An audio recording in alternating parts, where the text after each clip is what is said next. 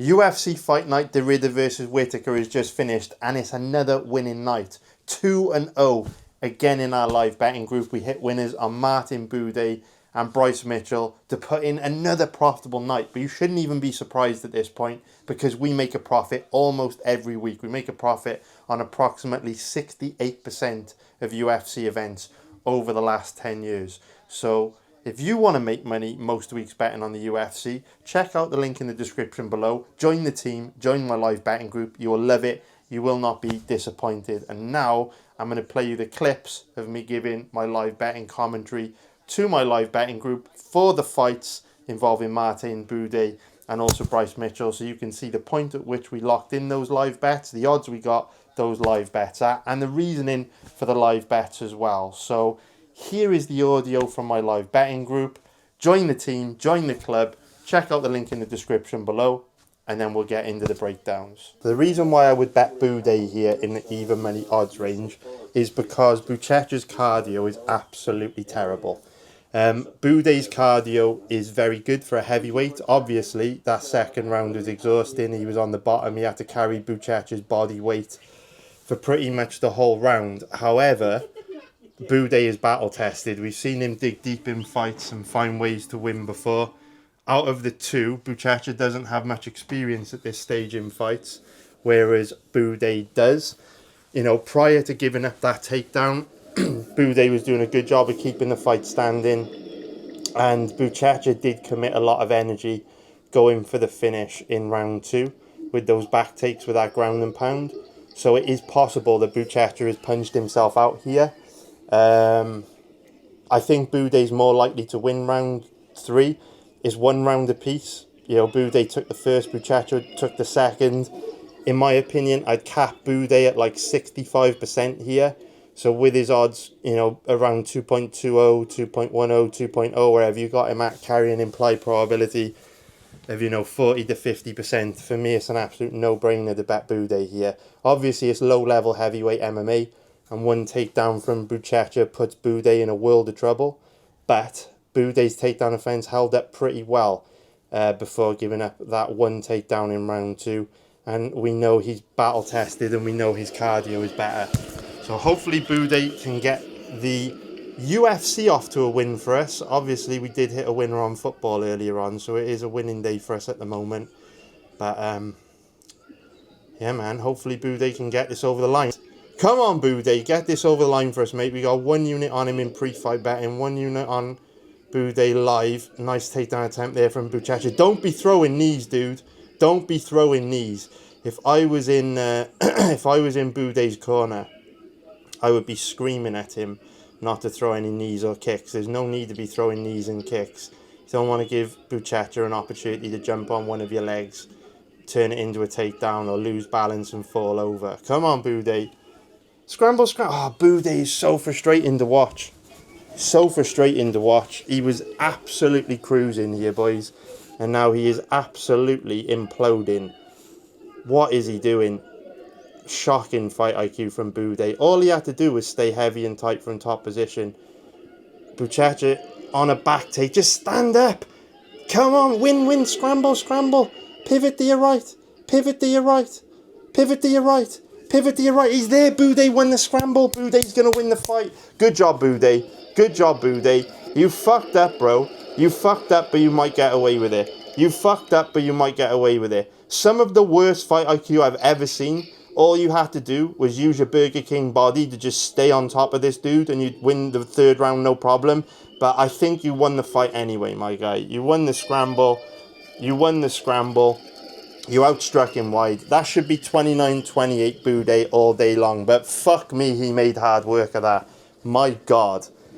Literally, he's just lying in side control on top of Buchecha. And then all of a sudden, he starts to like rotate his body and give his legs to Buchecha. I'm like, what are you doing?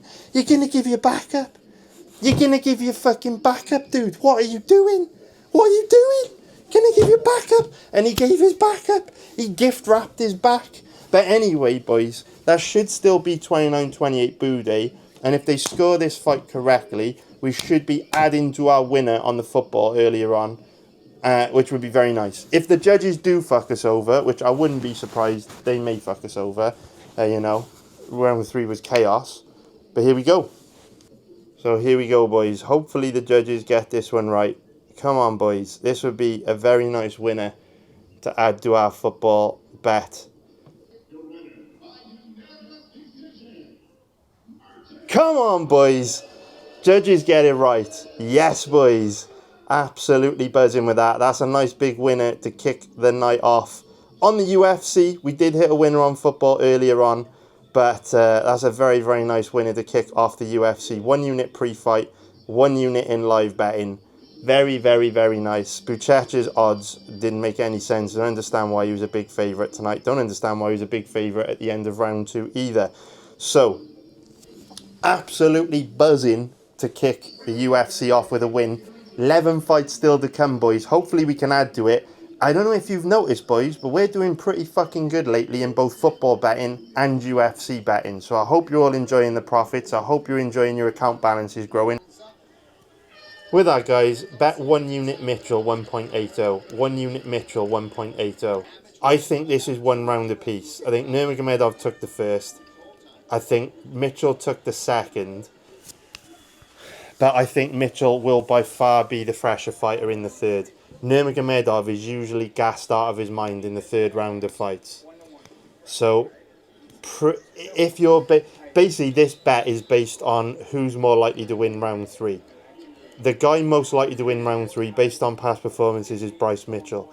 You saw how much drive he was able to generate on that takedown attempt at the end of round 2. I think Nurmagomedov is really going to struggle to have the energy to stuff takedowns, and Mitchell commits really hard to in this round. So, should be 1 round apiece. I think the late takedown puts the stamp on the round for Bryce. And based on past performances, Bryce likely has much more energy in this third round. Hopefully, boys, Bryce Mitchell's going to put us 2-0 in UFC live betting and 5-0 on the day. Come on, boys. Let's fucking go. This would put us 2-0 on UFC live bets tonight ahead of the MLS live betting campaign later on. Hopefully you've all been earning good money on the MLS lately. We've been hitting lots of winners here in the UFC live betting group on the MLS, and we have almost a full schedule of MLS games later on tonight, boys. As soon as the UFC is done, we're going. The judges get it right. The judges get it right. And there we go, boys. 2-0 on the night. Very, very nice. Budka came through for us big earlier on. Bryce Mitchell comes through for us big as well. Love every single one of you, boys. And we're only just getting started. We've done amazing work over the last few months on both football and the UFC. I'm not sure if you guys have noticed, but we've now placed 5 bets. 5 UFC live bets in July. If it wasn't for that robbery on the Stephen Thompson fight, we would have gone 5-0 on UFC live bets in July. 5-0, boys. We got robbed on Stephen Thompson. Then last week we won bets on Michael Johnson and Veretenikov, and this week we've won bets on Budka and Bryce Mitchell. We would have gone 5-0 in UFC live betting if the judges would have got that Thompson decision correct. So let me tell you something, brother. R.I.P. Hulk Hogan, man. Made me so sad. I as a kid, I grew up loving Hulk Hogan. But let me tell you something, brother. Let me tell you something right now. I don't know about you guys, but I've been saying this for months. In 15 years, I can't remember the last time the odds were this generous in UFC live betting. We're cooking. We're doing great. It feels like old times. And you know what? Football betting's going great. UFC live betting is going great. And in 2 to 3 weeks' time, we're about to launch the greatest sports betting community site ever built. And I'm not exaggerating. It's not even a little bit better than any other website ever built. It's hundreds of % better than any other sports betting community site ever built. So, boys, we are bringing back the 2022 vibes. Remember how good the vibes were on the old website, on the old chat room, on the old forum? We're bringing it all back, boys. UFC live betting is back to what it was, or very close Not all the way, but it's very close to being back to where I was. If it wasn't for the Thompson robbery, we'd be 5-0 in July on UFC live bets. Football's going great, and we're about to bring the vibes back. Get off Discord. Discord shit. We're about to get off Discord, and we're going to bring the 2022 vibes back, boys. Hope you're all ready to make a lot of money. I can't fucking wait. So there we go, another profitable night in my live betting group. Again, we go 2-0 on bets, and I'm very confident we'll make a profit on this weekend's card, UFC Fight Night, Tatsuro Taira versus Hyun Sung Park. This is a tricky card for betting, but these are the type of events that we do really well on in the live betting group, because not many people are familiar with the kind of fighters you get on this card on a really deep level. So I'll put 30-40 hours of time into researching every single fighter on this card, so that when we come to live bet the fights on Saturday night, our edge is going to be absolutely huge. And that's why over the long term we've done so well, and why we make a profit almost every week. I think the exact percentage of events we make a profit on is 68 point something. Obviously it changes all the time as time moves on, but over the last 10 years we've done phenomenally well, and you can see this profit chart. It's one of the greatest profit charts you're ever going to see. So if you watch every UFC event live, join my live betting group. You won't regret it. Essentially, you're getting paid to watch the sport you love. We do great. You won't regret it. And I'm very confident we'll make another profit this week, and the week after that, and the week after that, and the week after that. I'm extremely confident because I'm the best in the world at this. Been doing it for a long time, and I absolutely love it. It's just so much fun Saturday night hanging out with the guys in the live betting group, all making money together, good vibes, and the future is very, very bright. So join the team and you will not regret it. Link in the description below. So now let's move on to the main event, which is Tatsuro Taira versus Hyun Sung Park, and we will kick things off by taking a look at the odds. We can see that Taira is the favourite at average odds of about 1.28, which is going to be minus 357 for an implied probability of 78%. If we take a look at the odds on Park, he's around an average of 3.80, which is going to be plus 280 for an implied probability of 26%. So Taira is 25 years old, 5'7" with a 70-inch reach. Park, 29 years old, 5'7" with a 66-inch reach. So we can see Taira with a nice 4-inch reach advantage. Other than that, nothing too major going on here. And of course, Hyun Sung Park is coming into this fight a week earlier than he was scheduled to compete. He was scheduled to compete against Steve Erceg next week, but he's been moved forward. So even though he's coming in on short notice, he was still in camp for a fight next week. So I don't want to spend too long on this fight, actually. I know it's a main event, but you know, we're all busy and we've all got things to do, places to be. I don't really want to beat around the bush with this one. This is a very bad fight for Hyun Sung Park, and I'd be very, very surprised if he were to win. Gotta be honest, before I started researching this fight, my memory of Hyun Sung Park wasn't great. Wasn't too sure what to expect because, you know, his last couple of fights have ended pretty quickly, so I didn't really have a super strong opinion on Park, particularly because in his last fight he basically just got to Carlos Hernandez's back, controlled him from back control position, and then submitted him in 2.5 minutes. So the last time we got a good look at this guy was 2 years ago. In fact, it was just over 2 years ago in this fight against Sunguk Choi, which went, you know, into the 3rd round. So my memory of Park was a little bit hazy because we haven't had a good look at him for over 2 years. And when I went back and watched his recent fights, I was quite disappointed. I thought this could be one of those matchups where you've got, you know, two young, hungry, up-and-coming fighters from Asia that were perhaps, you know, reasonably well matched, and it would be an interesting fight, and maybe a prospect would emerge out of, you know, the winner of this fight. But quite simply, based on past performances, Park just isn't on Taira's level at all, and I'm quite surprised that Taira's not a bigger favourite than this. Perhaps people just aren't very familiar with Park, but perhaps as we get closer to the time of the fights, his odds will decline. You know, we see crazy odds thrown around on the UFC every week, guys. In this odds range, you can see Austin Bashi here. So I just assumed Taira would be a bigger favourite. Perhaps it's a little bit of wiki capping going into the odds. I do think there's a lot of wiki capping going on in the sport of MMA at the moment. It's the reason why we've been able to hit some really nice underdog winners recently. Obviously, we hit Martin Buday on last week's card.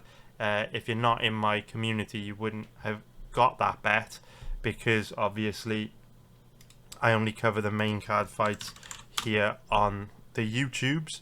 But if I bring the Discord up, you can see that if we go to the pre-fight betting section here, you can see that we did have a bet on Martin Buday last week. He came through for as big as a very nice underdog, and we've got Trey Shungo this week. Let me just make sure you can see that. Yeah, we've got Trey Shungo this week. Very, very, very, very nice. And of course, recently we also had the winner on where is it? Where is he? Where is he? Where is he? Where are you, Derek? Here we go. Very nice winner on Derek Lewis as well at 3.0 plus 200. So we're just in a time at the moment where there's a lot of wiki capping going on. There's a lot of value in the odds. There's a lot of money to be made. It's probably why we're cooking so good in the live betting group, because not only is there great value on, you know, pre-fight bets with guys like Derek Lewis, Martin Buday being a big underdog odds when they shouldn't be. There's also a lot of extra value in the live betting odds as well. So, you know, with so much wiki capping going on, I'm surprised Taira's not a bigger favourite, but we might see his odds decline in the run-up to the fight. So, quite simply anyway, this is a main event, and it's a fight where Taira is significantly better than Park in every single aspect of MMA. There's not a single thing Park does better than Taira. So, you know, if you are looking for someone to throw into parlays this week, Taira is probably a pretty safe bet, I would imagine. You know, Hyun Sung Park, he is quite tanky, does hit quite hard, he does have a bit of power in his hands, but he's not crazy dangerous. You can see most of his wins are by submission. He is primarily a grappler, but you know, there's levels to grappling, and Taira is just on a different level to Park when it comes to grappling. What I really like about Taira is in his last fight, even though he lost to Brandon Royval, he showed a lot of heart. You know, he took a lot of damage on the feet, was put in some really bad positions on the ground, and he just never quit. He hung in there, and he'll grow and learn and improve so much from that performance. I was really impressed by Taira in that loss.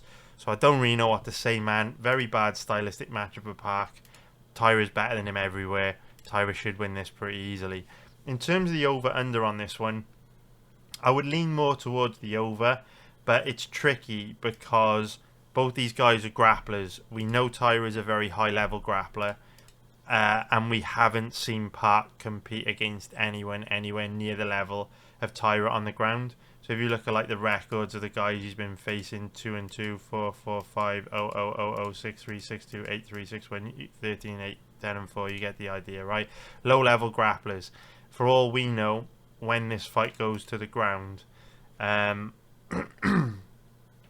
you know, when this fight goes to the ground, Taira may just be too much for Park, and he ends up getting submitted. So, in my opinion, this fight is more likely to go deep, but it's difficult to say without knowing, you know, whether Park's going to be able to hang with Taira on the ground. So, in terms of the props for this one,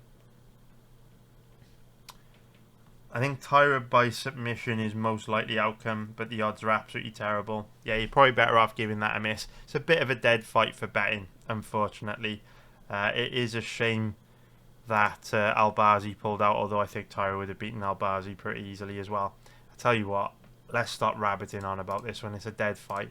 Let's move on to the next one, which to be fair is a bit dead as well. This is why you need to join my live betting group, boys, because it's a very, very tough card, this, for pre-fight bets. Obviously, we've got the pre-fight bet on Trey Shungo, which I'm very confident in, but for other pre-fight bets, this card is tough. There's a lot of big favourites who are more than likely going to win, but what I will say is these are the type of events we tend to do very well on in live betting, and the profit chart speaks for itself. We just, you know, consistently make profits most weeks.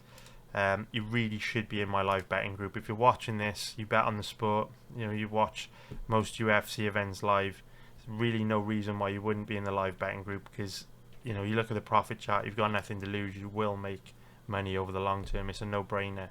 So if we get into the odds for this one. So we can see the Rebecki is the favourite. Average odds of about 1.47, which is going to be minus 213 for an implied probability of 68%. If we take a look at the odds on Duncan, he's around an average of 2.75, which is going to be plus 175 for an implied probability of 36%. So Duncan is 32 years old, 5'10" with a 71-inch reach. Rebecki, 32 years old, 5'7" with a 66-inch reach. So Duncan with a nice 5-inch reach advantage, but I don't think it means a whole lot in the context of this fight. So this is one of those matchups where, again, Rebecki is better than Duncan in every single aspect of MMA, apart from perhaps cardio.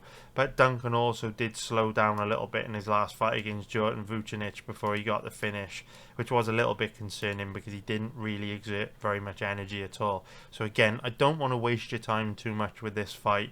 If the fight stays standing, Rebecki is more technical, throws a more diverse range of strikes, hits a lot harder, and is tough and durable as well. Duncan is a little bit fragile on the feet, not the best defensively, does get dinged a lot, and you definitely don't want to be getting dinged by someone that hits as hard as Rebecki. So Rebecki with a big advantage on the feet. And when it comes to grappling, we have seen Duncan use a lot more grappling in recent fights. We saw him obviously pick up 2 submission wins in his last 2 fights. But Rebecki is very strong, very physically imposing, very tanky, very difficult to take down and hold down. When you do get him down, he does a good job of working his way back up to his feet. And his takedown offense is good. I wouldn't even say Duncan's got better cardio than Rebecki, because when Rebecki does slow down in fights, it tends to be on the back of a lot of output. So obviously he has slowed down in his last 2 fights, but he knocked Oralby down multiple times, inflicted a lot of damage. There was a bit of grappling in that fight. He put a crazy pace on Diego Ferreira, so it's not like Rebecki just gasses out because he's got bad cardio. He slows because his output is very high, and he does a lot of damage with it. And if Rebecki slows in this fight, it's probably because it's been a fast-paced fight. And if it's a fast-paced fight, you would imagine Duncan's endured quite a bit of damage and been put in some bad positions. So yeah, great fight for Rebecki. I'd be very surprised if Duncan were to win. Personally, I don't love betting on guys that slow down as fights wear on, at an implied probability of 68%, because to get any value here, you've got to be capping Rebecki in that 75% probability range, which is very difficult for me to do for a guy that slows down as fights wear on.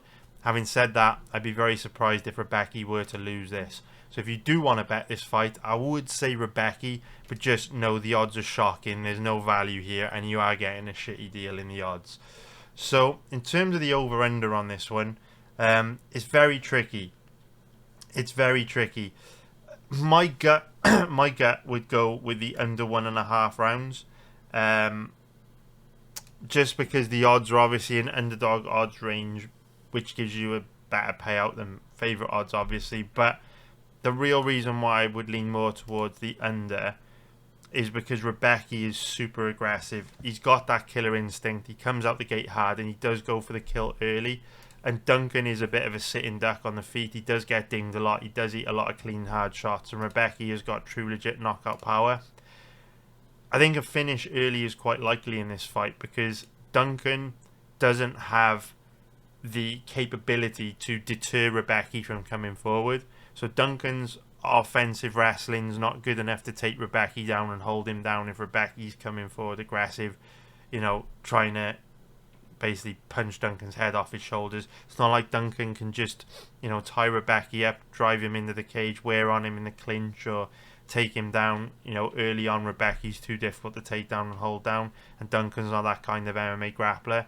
And also, Duncan doesn't really have much power in his hands, so if Rebecki does come forward swinging for the fences, it's not like Duncan can land some big shots to deter Rebecki from coming forward aggressively. So I actually think it's quite likely Duncan will get KO'd early.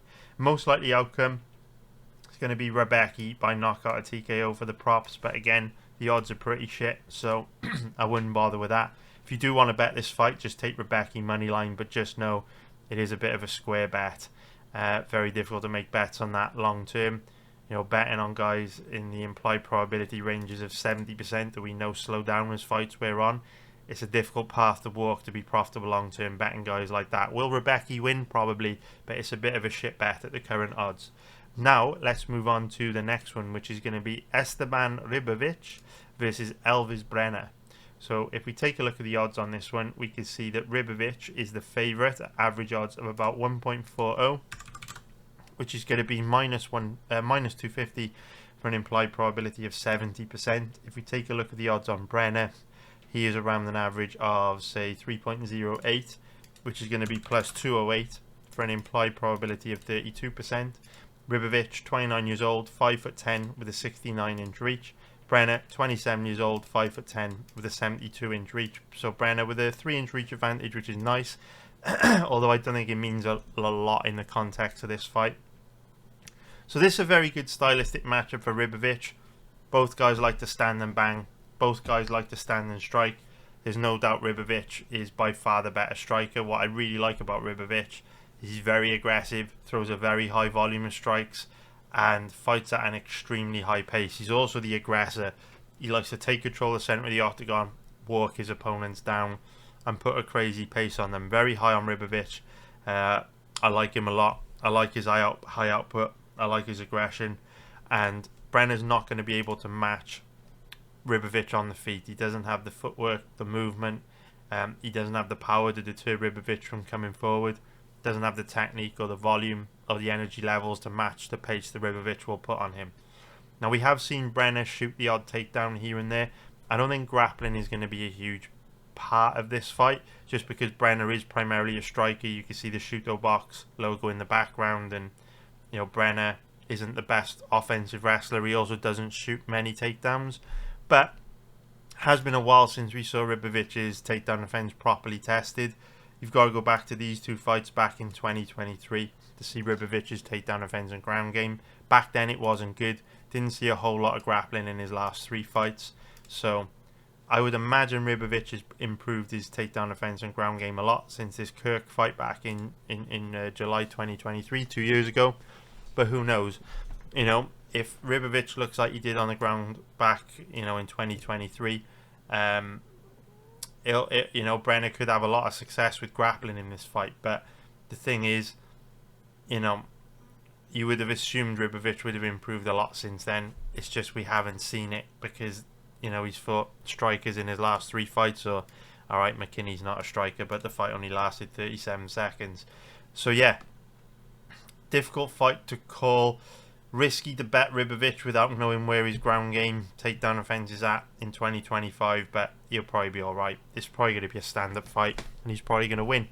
Having said that, if you really want to bet this fight, I guess you have to take dog or pass, but there's absolutely no strand of DNA in my body that wants to bet Elvis Brener. I just think this is going to be a stand-up fight, and if it stays standing, Ribovics wins a very high percentage of the time. I don't really know what to suggest. I wouldn't, it would be crazy to bet Ribovics not knowing where his takedown offense and ground game is at, but I guess it would be equally crazy to bet Brener knowing in a stand-up fight he's outgunned big time. So anyway, in terms of the over-under on this one, it's set in the even money odds range. I would actually go for the fight to end inside the distance. My logic being, Ribovics always fights like he's got a plane to catch. So he's very aggressive. He's got that killer instinct. He really puts a mad pace on his opponents.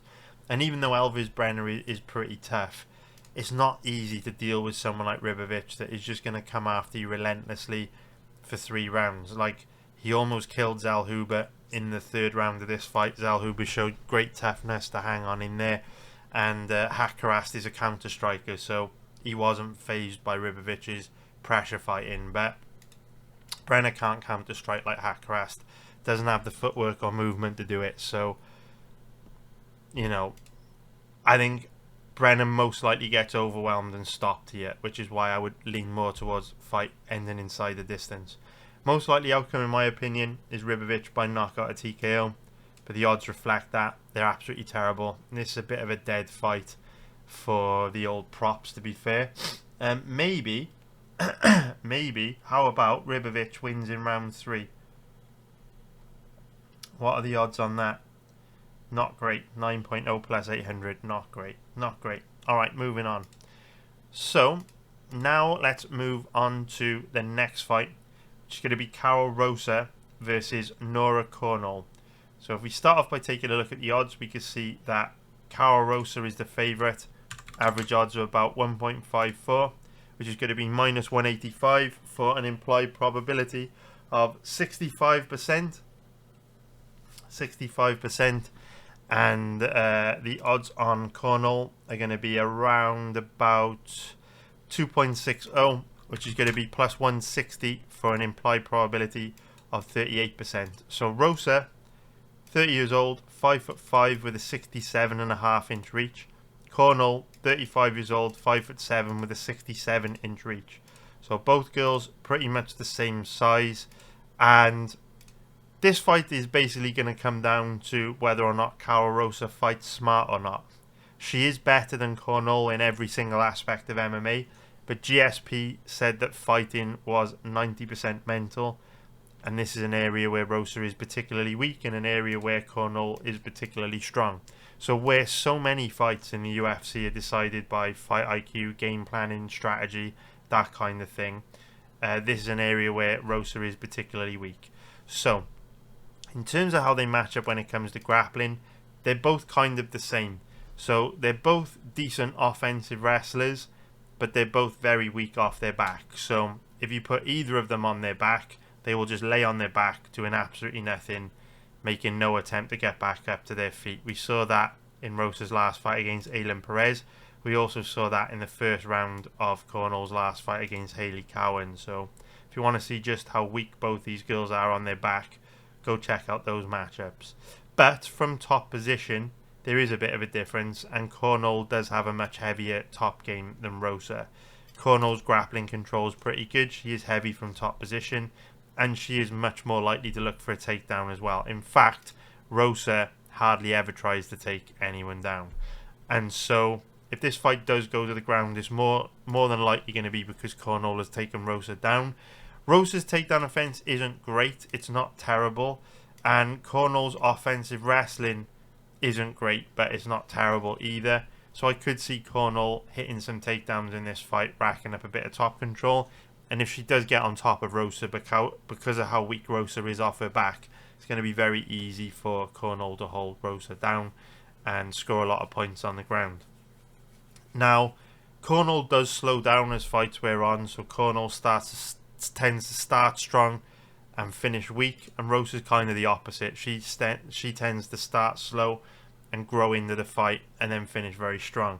Rosa usually does pretty well in the third round of fights, but usually does pretty bad in the first round of fights, and how her fights end up playing out is usually dependent on whether she does enough to kind of nick the second round. The round two is always, in Rosa fights, kind of like that swing round, which you've got to be prepared for if you're live betting and analysing a fight like this. This is why our edge live betting this sport is absolutely astronomical, and why this is one of the best profit charts you'll ever see. Just understanding these small details and nuances gives us such a huge edge when we live bet the sport, and it's the reason why we make a profit almost every week live betting on the UFC. So that second round is key in a Rosa fight, and what's interesting about this matchup is, you know, depending on how hard you make Cornolle work in the first round, really depends, or will determine how effective Cornolle is at doing anything in round two. So that's how they match up when it comes to grappling. In terms of how they match up when it comes to striking, both are pretty sloppy and bad defensively. I would say Cornolle has got more raw power, but Rosa fights at a higher pace and is more technical. The problem is Rosa is one of these fighters that is very inconsistent. So, you know, from minute to minute, round to round, fight to fight, you never really know what you're going to get from her. Sometimes in some minutes or some rounds or some fights, she's hyper aggressive, and then the next minute, you know, she won't throw a punch for 60 seconds and will do absolutely nothing and have long periods of inactivity. So when Rosa's on, she's very aggressive, she throws a high volume of strikes, but she's not the type of fighter that can be trusted. Cornolle is sloppy, not very technical, bad defensively, but she is game, and she does have a stronger will to win, which does go a long way in this sport. Cornolle has won a lot of fights that she probably should have lost. but she digs deep and she finds a way to get the job done, whereas Rosa's kind of the opposite. She finds ways to make fights very difficult for herself that she should win easily with just slightly better decision making.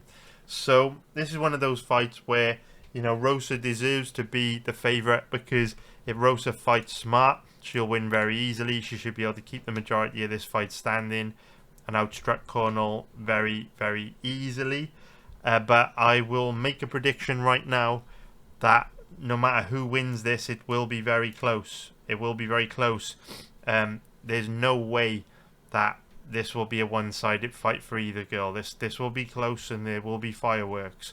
And by that very notion, in a fight like that, you know, if you know a fight is going to be close, what you definitely don't do is bet the fighter at an implied probability of 65%. What you do is just bet the fighter with the better implied probability in your favour, because if you know this fight's going to be razor close, you're better off having your money on the underdog, especially with the way MMA judges can be, because we know even if Carl Rosa does win this fight, it's unlikely she's going to do it dominantly, because she never beats anyone dominantly.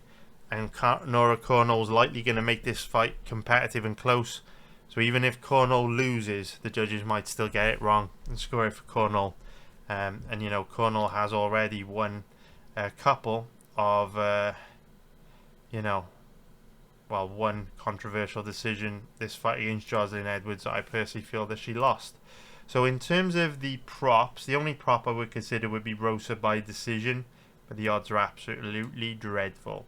So dog or pass, take Cornolle or nothing, but just know if you bet on Cornolle, it's not really a strong position for you to put your money, because Rosa is kind of better than her everywhere apart from grappling control, and Cornolle obviously slows down a lot as fights wear on as well. Now let's move on to the next fight, which is going to be Neil Magny versus Elizeu Zaleski dos Santos. Does this guy want any more names? Okay, so let's take a look at the odds. So dos Santos, Zaleski, let's just call him Zaleski, right?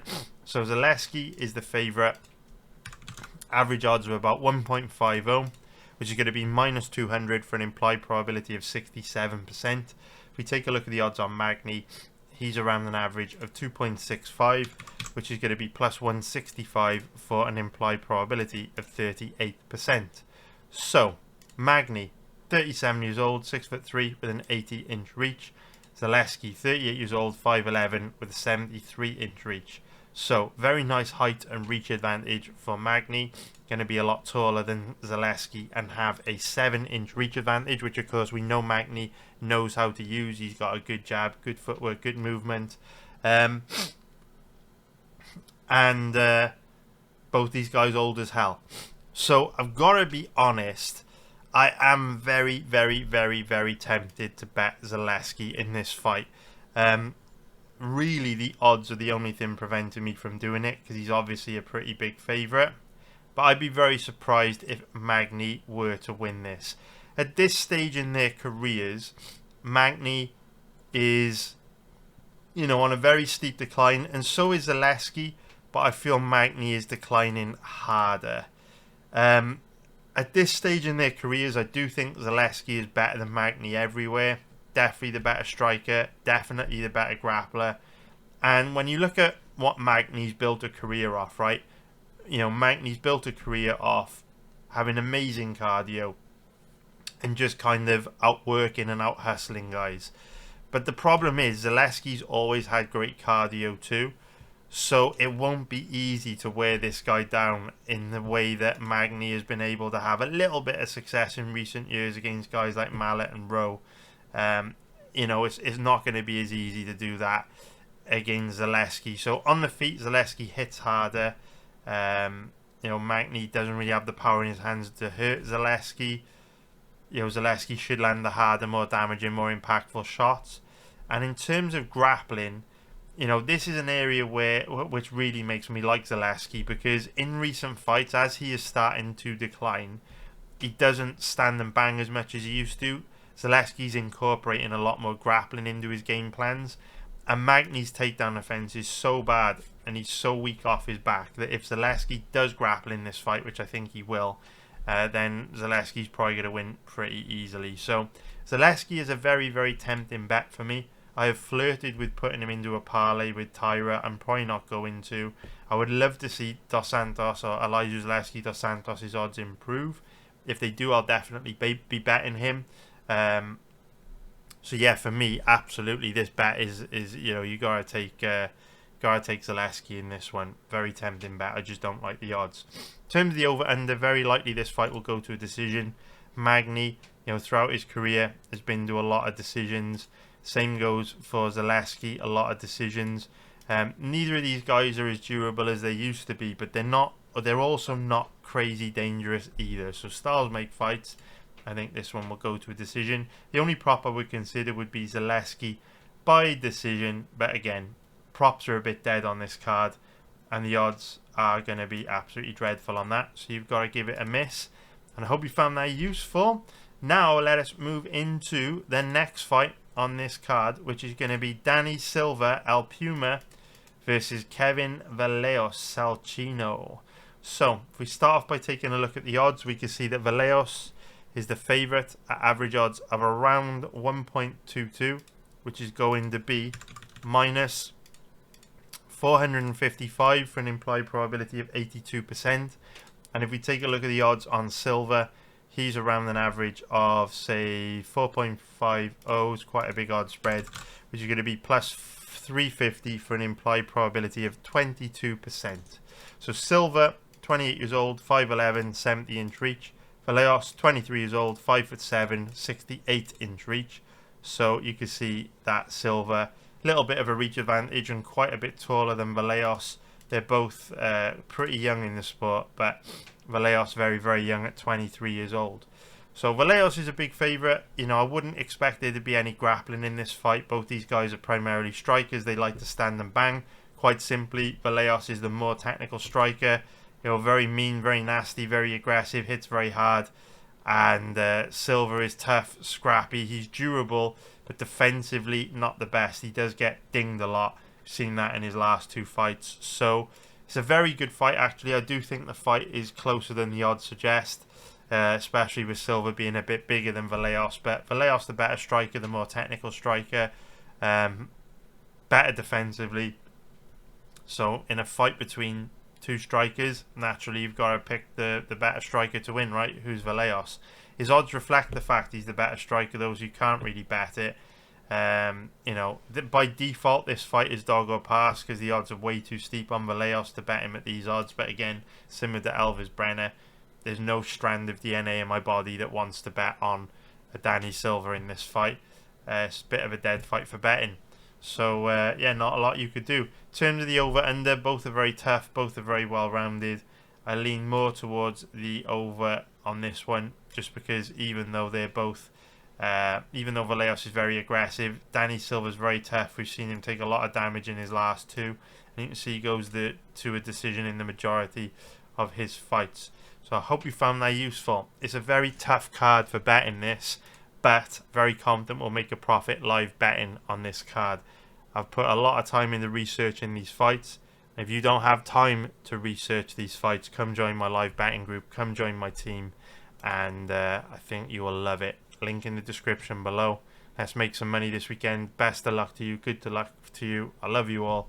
Be back next week with another series of breakdown videos, and hopefully I'll have more winners from my live betting group to play you then. Nice one, guys. Take care. Bye.